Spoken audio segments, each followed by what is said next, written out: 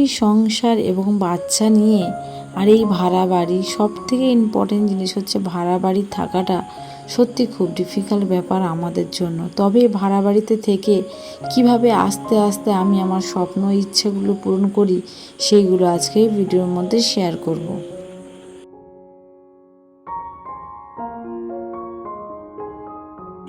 আসসালামু আলাইকুম, কেমন আছো সকলে? আই হোপ তোমরা সকলে অনেক ভালো আছো। আলহামদুলিল্লাহ, আমি এবং আমার পরিবারের সকলে খুবই ভালো আছি। আমি গ্রাম বধূ ব্লগ থেকে বলছি। সবার কাছে রিকোয়েস্ট করছি, আমার ভিডিওর মধ্যে যদি কোনো ভুল হয়ে থাকে সকলে প্লিজ আমাকে মাফ করে দেবে, নিজের ফ্যামিলি মেম্বার ভেবে। তো যাই হোক, কালকে কিন্তু তোমরা আমার ভিডিওটা দেখেছিলে আমি শোকেসটা কিভাবে পেপার দিয়ে নতুনের মতন চকচকে করে নিয়েছি। আর কিন্তু আজকের আমি আমার ভিডিওর মধ্যে দেখাবো আমি শোকেসটা গুছিয়ে কত সুন্দর ফিনিশিং করেছি। আজকের তোমরা একটা কথা বলো তো, আমি কেন শোকেস গুছাচ্ছি, তারপরে টুকিটাকি সংসারে কাজকামগুলো কেন করছি? কারণ হচ্ছে আমার ছোটো বাবুর জন্মদিন, বাড়িতে অনেক লোকজন আসবে। যখন বাড়িতে লোকজন আসে, সত্যি কথা বলতে এক হাতে পেরে ওঠাটা খুবই ডিফিকাল্ট ব্যাপার লাগে, স্পেশালি আমার জন্য। তবুও কিন্তু আমি গৃহবধূ যেহেতু, আমি সবই করতে পারি যতটুকু আমার মনে হয়। তো সেই জন্য করে সত্যি কথা, কাজের দিক থেকে আমি ক্লান্ত হলেও, অসুস্থ হলেও আমি আপ্রাণ চেষ্টা করি অন্তত আমার সংসারের কাজটা আমি ফিনিশিং করব।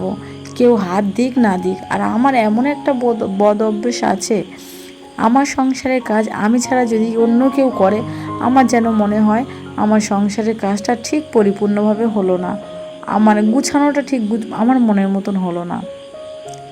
সেই জন্য সবাই চাইলেও আমি কিন্তু আমার সংসারের কাজ কাউকে করতেও বলি না। আর হাজার অসুস্থর পরেও আমি আমার সংসারের কাজ আমি আমার মন দিয়ে করার চেষ্টা করি।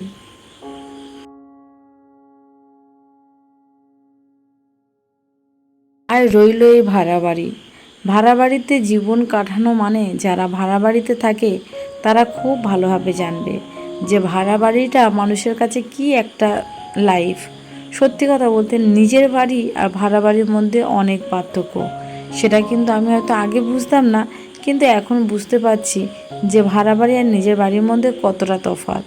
যখন নিজের বাড়িতে থাকতাম, পানির অসুবিধা হলেও, ভাঙাচোরা ঘর হলেও নিজের বাড়ি, মন দিয়ে সব কিছু করতে পারতাম। কিন্তু এটা তো ভাড়া বাড়ি, কোনো কিছু করতে গেলেও আমাকে 10বার ভাবতে হয় যে এই জিনিসটা আমি করব কি না, তারপরে এই জিনিসটা করলে বাড়িওয়ালা কি বলবে কি না। যেহেতু একজনের আন্ডারে থাকি আমরা যারা ভাড়া বাড়িতে থাকি তারা খুব ভালোভাবে বুঝতে পারবে। কদিন হচ্ছে একটা কথা আমি শুনছি, মানে কম বেশি বাইরে বের হলেই মানুষ আমাকে জিজ্ঞাসা করে ভাড়া বাড়িতে কিসের জন্য আছো। তখন আমি কিন্তু এটাই ভেবে দেখি, সত্যি ভাড়া বাড়িতে যারা থাকে তাদের কিন্তু এই প্রশ্নের মুখোমুখি হতেই হয়। যেমন আমার এই প্রশ্নটা বেশিরভাগ ক্ষেত্রে কিন্তু এই প্রশ্নের মুখোমুখি আমার হতে হয়। কারণ কি বলতো, আমি সবসময় চেষ্টা করি, কিংবা মানুষ সবসময় চেষ্টা করে যে আমি কি করতে চাই কিংবা আমি কি বলতে চাই। একটা মেয়ে, সংসারী মেয়ে, সে যখন ভাড়া বাড়িতে এসে আছে অবশ্যই কোনো না কোনো কারণে। তবে হ্যাঁ, এখানে যে ভাড়া বাড়িতে আমি আছি, এই ভাড়া বাড়িতে এসে একটা জিনিস বুঝতে পেরেছি, ভাড়া বাড়িতে কিন্তু খুব কম লোক দরকার ছাড়া থাকে না। তাছাড়া বেশিরভাগজন আসে কারোর দুটো বিয়ে, কারোর বেশিরভাগটা দুটো তিনটে বিয়ে, তারা ভাড়া বাড়িতে এসে আছে, কিছুদিন থেকে আবার তারা চলে যায়। এরকমই বেশিরভাগটা হয়ে থাকে। তবে আমাদের মতন ফ্যামিলি মেম্বাররা খুবই কম থাকে।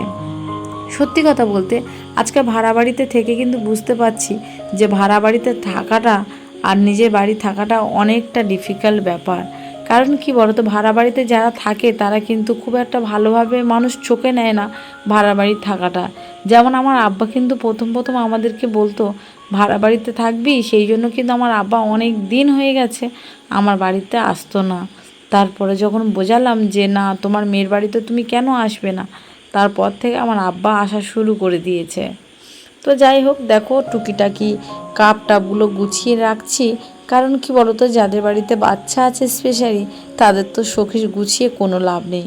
কারণ আমরা আপ্রাণভাবে চেষ্টা করি অন্তত আমাদের শোকেস, তারপরে সংসারে যাবতীয় জিনিসপত্র গুছানো থাকুক। আর কদিন ধরে এতই বৃষ্টি হচ্ছে ধারণার বাইরে, কাপড় চোপড় মেলে দেওয়ার জায়গাটুকু নেই, সবই বন্ধ হয়ে গেছে। তবুও কি করব বলো, ছোট্ট জায়গাকে গুছানো, পরিষ্কার পরিচ্ছন্ন রাখা, ম্যানেজ করে রাখাটা এটা হচ্ছে আমাদের গৃহবধূদের কাজ। আর আমি অসুস্থ হলে জানি না, আমি যেদিনকে অসুস্থ হই সেদিনকে ইচ্ছা হয় আমার অনেক কাজ করতে। আর আমি মনে করি যে আমি কাজের মধ্যে থাকলে আমার শরীরটা বঞ্চে ভালো থাকবে। একটা আপু আমাকে বারবার কমেন্ট করে আমি সবসময় কেন অসুস্থ হয়ে পড়ি। আমি তোমাকে কোশ্চেনটা করছি, যদি তুমি আমার ভিডিওটা দেখে থাকো প্লিজ অবশ্যই আমাকে উত্তর দিও। আমি কেন বারবার অসুস্থ হই তোমরা সকলে খুবই ভালোভাবে জানো। আমার যেহেতু থাইরয়েড আছে, একটা গলব্লাডার অপারেশন হয়েছি, কিছু না কিছু সূত্রে সারাক্ষণ আমার শরীর খারাপ হতে থাকে। সেই অবস্থা নিয়ে কিন্তু আমি যতটা চেষ্টা করি তোমাদেরকে ভিডিও দেয়া, তার মাঝখানে কিছু কিছু সময় ভিডিও দিতে পারি না, ভিডিও স্কিপ হয়ে যায়, মানে বাদ চলে যায়। তার জন্য সত্যি আমি খুবই দুঃখিত। আর এখানে এতগুলো বাসন থালা আছে, তাই ভাবলাম যে কিছুটা বাসন থালা এখান থেকে তুলে দেবো আমি, যেহেতু যেগুলো দরকার সেগুলো রাখবো, বাদ বাকিগুলো সবই তুলে দেবো। 4টে কাঁসার থালা আছে যেগুলো আমার আব্বা আমাদেরকে দিয়েছিল। সত্যি কথা বলতে আমার আব্বা সবারকে দিয়েছে, আমরা 4জন যেহেতু আমাদের ফ্যামিলিতে, সেই জন্য আমার আব্বা আমাদেরকে 4টে দিয়েছে।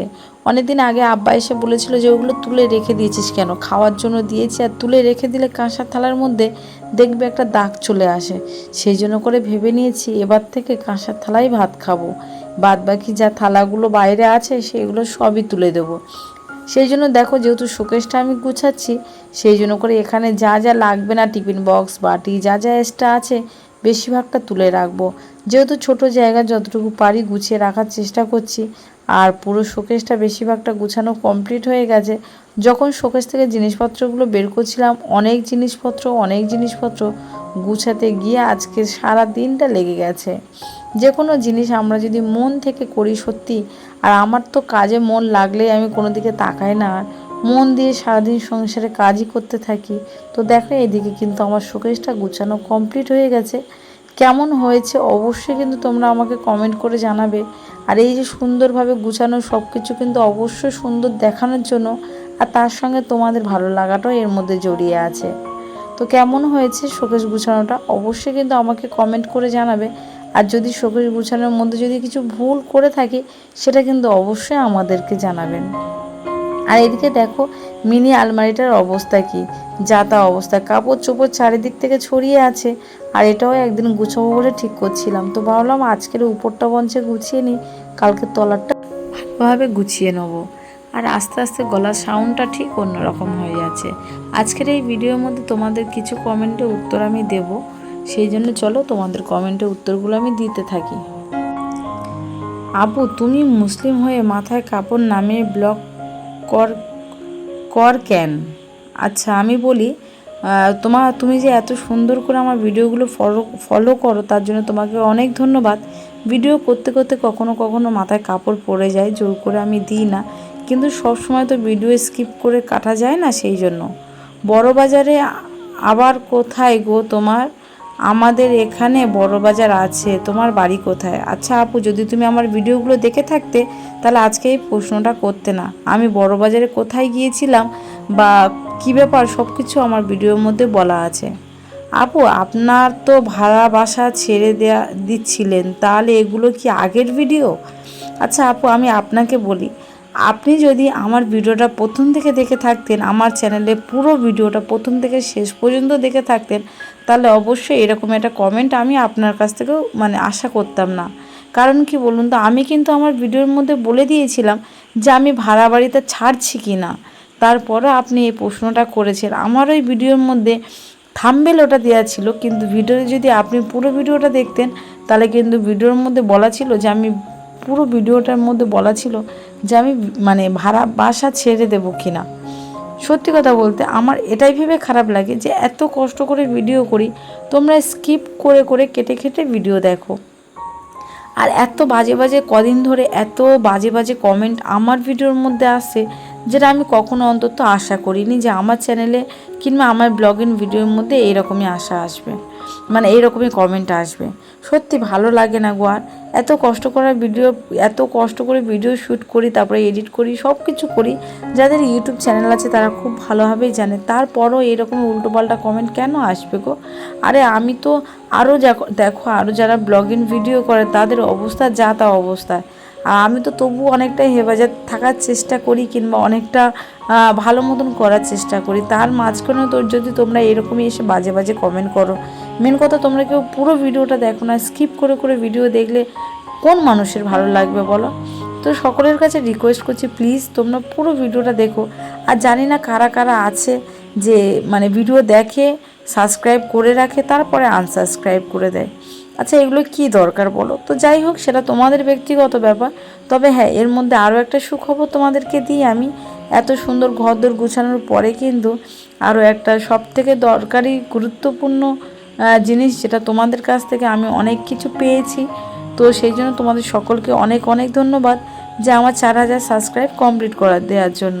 তো তোমাদের সকলকে সত্যি সত্যি অনেক ধন্যবাদ যে তোমরা প্রথম থেকে শেষ পর্যন্ত আমাকে এতটাই সাপোর্ট করেছো। সব থেকে বড় কথা, আমি তোমাদের নিজের কেউ নয়, তারপরেও তোমরা আমাকে কত ভালোবাসা দিয়েছো, তার জন্য তোমাদের সকলকে অনেক ধন্যবাদ। আর আজকের এই শোকেস ঘরদোরগুলো গুছিয়ে নিলাম এই ভিডিওর মধ্যে, তোমরা দেখতে পেলে। কালকে কিন্তু আসবে ছোটোবাবুর জন্মদিন, তোমাদের সব থেকে আদরের মানুষটার জন্মদিন। তোমরা সকলে দোয়া করো আমার ছোটোবাবু আর বড়োবাবুর জন্য। তারা অনেক ছোট এখন, আল্লাহ যাতে তাদের ভালো রাখে, তাদের ইচ্ছাগুলো পূরণ করে, সেই দোয়াটা তোমরা করো। যেহেতু তোমরা অনেকে আছো যারা আমার ছোটোবাবুকে আর বড়োবাবুকে অনেক ভালোবাসো, সেই জন্য তোমাদের সকলকে অনেক ধন্যবাদ যে আমার বাচ্চাদের অন্তত নিজের বাচ্চার মতন ভালোবাসা দেওয়ার জন্য। তো যাই হোক, এপারটা গুছিয়ে নিচ্ছি। আর তোমাদের সকলের কাছে রিকোয়েস্ট করছি, আমি মানে ভুল স্বীকার চাইছি এটাই, যে আমার ভিডিওর মধ্যে যদি আমি কিছু এমন কিছু বলে থাকি যে তোমাদের খারাপ লেগেছে, তার জন্য তোমাদের সকলের কাছে আমি রিকোয়েস্ট করে ক্ষমা চাইছি। মানে আমার ভুল হয়ে গেছে, কারণ আমি কারোর জেনে শুনে কারোর মনে আঘাত দিতে চাই না কোনো দিনের জন্য। কিন্তু তোমরা কেউ কেউ কিছু কিছু জন খুব ভালো ভালো কমেন্ট করো, যেগুলো আমার খুব ভালো লাগে। আর তার মাঝখানে কিছু কিছু জন আছো এত খারাপ কমেন্ট করো, সত্যি আমার আর ভালো লাগে না গো। তো সেই জন্য বলছি, খারাপ কমেন্ট করার আগে তোমরা একটু প্লিজ 10বার ভেবে নিও। কারণ কি বলো তো, মানুষের মনে আঘাত দেওয়াটা কিন্তু খুবই কষ্টদায়ক। আমি কিন্তু এমন কোনো কাজ করছি না যে তার বিনিময়ে আমি আঘাত পাবো তোমাদের কাছ থেকে। তো যাই হোক, আমি কিন্তু এপারে ঘরটা ঝাঁট দিয়ে দিচ্ছি ভালো মতো।